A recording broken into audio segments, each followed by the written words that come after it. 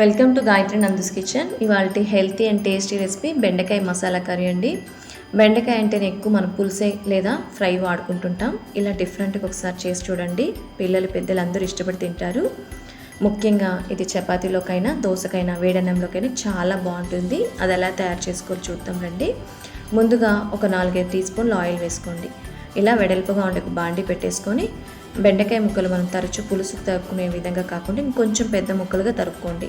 ఇలా medium size ముక్కలు కానీ ఇంకొంచెం పెద్దగా తరుక్కొని ముందుగా బెండకాయ ముక్కల్ని బాగా వాష్ చేసేసుకొని పొడిగుడ్డతో ఎండుగుడ్డతో ఒకసారి బాగా తుడిచేసుకోండి. అందులో నీరేం లేకుండా బాగా తుడుచుకుంటే జిగురు అనేది లేకుండా ఉంటుంది. ఇలా బాగా తుడిచేసుకొని మీడియం టు సిమ్ అడ్జస్ట్ చేసుకుంటూ ఒక 4-5 నిమిషాల పాటు ఈ బెండకాయ ముక్కల్ని జిగురు లేకుండా బాగా రంగు మారేంత వరకు ఫ్రై చేసుకోవాలి. ఇలా చూస్తున్నారు కదా, బాగా రంగు మారి జిగురు లేకుండా బాగా ఫ్రై అయిపోయింది కదండి. ఇలా ఫ్రై అయిపోతే చాలండి. ఒక ప్లేట్లోకి తీసుకొని పక్కన ఉంచేసుకోండి. ఈ ఆయిల్ ఏం వేస్ట్ అవ్వదు. ఇందులోనే మనం పోపుకి వేసేసుకుంటాం. ఆవాలు 1 టీ స్పూన్, అదేవిధంగా జీలకర్ర ఒక 1/2 టీ స్పూన్, ఇందులోనే మినప్పప్పు కూడా 1 టీ స్పూన్ వేసేసుకుందాం.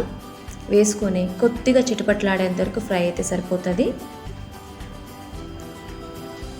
ఇలా చూపిస్తున్న విధంగా కొద్దిగా చిటపట్లాడుతూ ఫ్రై అవుతుంది కదా. ఇప్పుడు పెద్ద సైజు ఉల్లిపాయ ఒకటి తీసుకొని సన్నగా తరిగి వేసేసుకోండి. ఈ గ్రేవీకి పెద్ద సైజు ఉల్లిపాయ ఒకటి పడుతుందండి, చిన్నదైతే 2 వేసుకోండి. ఇలా వేసేసుకొని మీడియం ఫ్లేమ్లో బాగా కలుపుకుంటూ ఫ్రై చేసుకోండి. ఇలా ఫ్రై అవుతుండగానే కరివేపాకు ఒక రెమ్మ వేసేసుకోండి. వేసుకొని మరొకసారి బాగా కలిపేసుకోండి.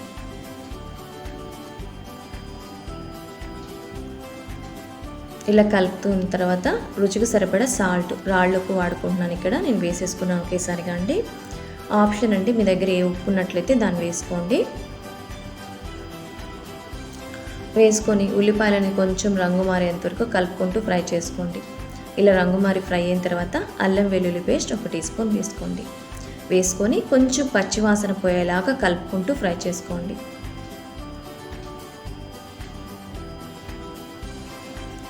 ఇలా రంగు మారి బాగా పచ్చివాసన పోయి మంచి ఫ్లేవర్ వచ్చిన తర్వాత ఇందులోనే పసుపు 1/2 టీ స్పూన్, చిన్న టీ స్పూన్తో 1/2 టీ స్పూన్ అండి.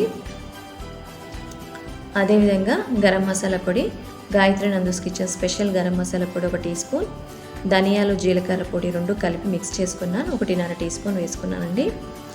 ఈ గాయత్రి నందుస్ కిచెన్ గరం మసాలా పొడి కావాలంటే కింద డిస్క్రిప్షన్ లింక్లో పెడతాను, చూడండి ఎలా తయారు చేసుకోవాలో. హోమ్ మేడ్ అనండి. ఇందులోనే కారం 1 టీ స్పూన్ వేసుకున్నాను నేను.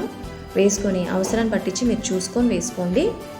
ఇలా మరొకసారి బాగా కలిపేసుకొని ఈ వేడి మీద కలుపుకున్నట్లయితే మసాలాలంతా మంచి ఫ్లేవర్ ఇస్తుంది. టేస్ట్ కూడా చాలా బాగుంటుంది.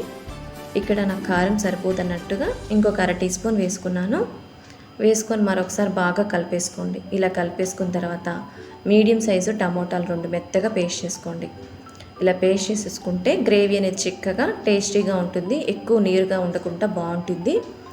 ఇలా మెత్తగా పేస్ట్ చేసేసుకుంది టమోటాలో ఉండే వాటర్ అంతా ఎగిరిపోయేలాగా మీడియం టు సిమ్ అడ్జస్ట్ చేసుకుంటూ బాగా ఫ్రై చేసేసుకోండి. ఇప్పుడు బాగా ఎగిరిపోయింది కదా వాటర్ అంతా. ఇలా ఎగిరిపోయిన తర్వాత మిక్సీ జార్ పట్టుకున్న టమోటా వాటర్ ఉన్నాయి కదా, కొంచెం వాటర్ తిప్పినట్టు పోసుకున్నాను. ఇక్కడైతే నేను 1.5 కప్పు వాటర్ వేసుకుంటున్నానండి. ఈ గ్రేవీకి ఎక్కువ వాటర్ పట్టదు.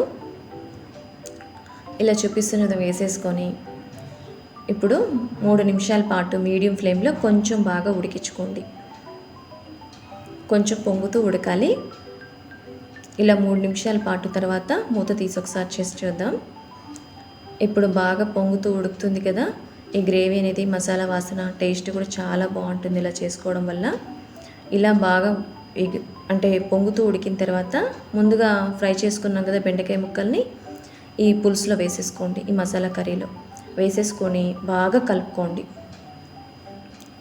ఇలా బాగా కలిపేసుకొని మూత పెట్టేసుకోవాలి.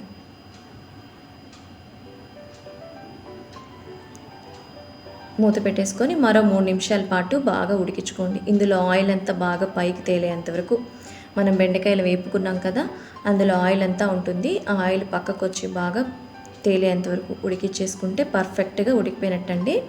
బెండకాయ ముక్కలు కూడా బాగా ఉడికిపోయింది. ఫ్లేవరు గుమగుమలాడిపోతుందండి. చివరిగా కొత్తిమీర తరుగుతో గార్నిష్ చేసేసుకొని స్టవ్ ఆపేసి మరొకసారి బాగా కలిపేసుకోండి. కూర ఎక్కువ పల్చగా కాకుండా అదేవిధంగా చిక్కగా కాకుండా వేడన్నంలోకైనా చపాతీకైనా దోశలోకైనా చాలా బాగుంటుంది. ఈ రెసిపీ మీ అందరికీ నచ్చింది అనుకుంటున్నాను. నచ్చితే లైక్ చేయండి, షేర్ చేయండి. కొత్తగా చూస్తున్న నచ్చితే సబ్స్క్రైబ్ చేసుకొని సపోర్ట్ చేయండి. Thanks for watching. బాయ్ అండి.